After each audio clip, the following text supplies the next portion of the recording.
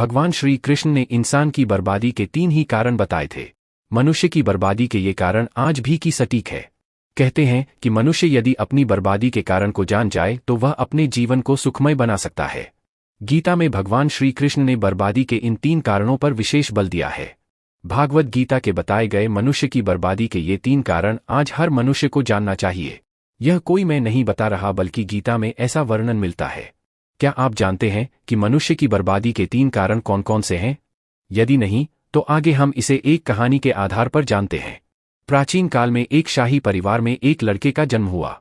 कम उम्र में ही शाही ठाट से दूर गुरुकुल में भेज दिया था। गुरुकुल में यह बालक सबसे होनहार था। उसने वेदों और शास्त्रों का अध्ययन किया।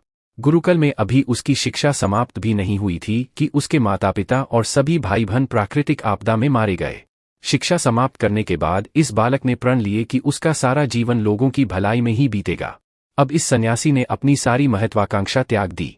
वह सांसारिक वस्तुओं को छोड़कर हिमालय की जंगलों में चला गया।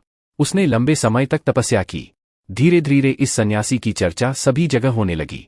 उस राज्य का राजा बहुत ही क्रूर व्यक्ति था।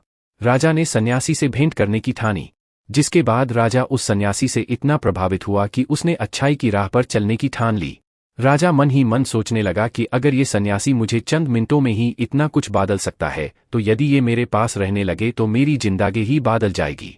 इसके बाद राजा ने सन्यासी से अपने साथ चलने के आग्रह करने लगा।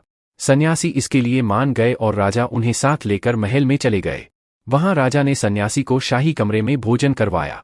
सन्यासी ने राजा का धन्यवाद किया और जाने की आज्ञा मांगी, जिस पर राज ने कहा, आप हमारे बगीचे में हमेशा के लिए रह सकते हैं। सन्यासी ने राजा के प्रस्ताव को स्वीकार कर लिया। बगीचे में सन्यासी के लिए एक कुटिया बना दी गई। राजा ने भी सन्यासी की खूब सेवा की। कुछ समय बाद अचानक राजा और रानी अपने पड़ोस के राज्य में चले गए।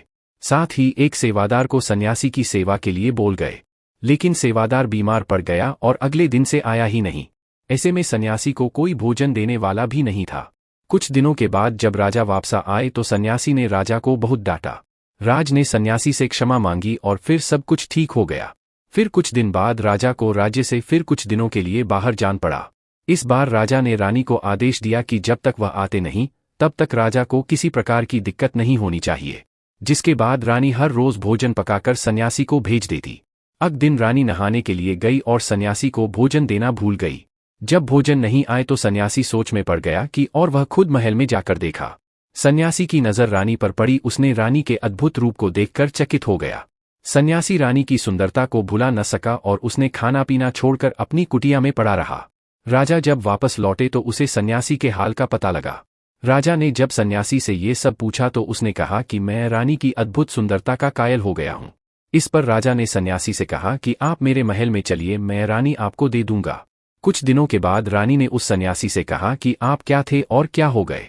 आज आप वासना के कारण मेरे गुलाम हो गए। यह सुनकर सन्यासी को महसूस हुआ कि वो तो एक सन्यासी है। सन्यासी जोर जोर से चिल्लाने लगे और रानी से कहा, मुझे क्षमा कर दीजिए। इस प्रसंग का सार ये है कि जब इच्छा पूरी नहीं होती है तो क्रोध उत्पन्न होता है।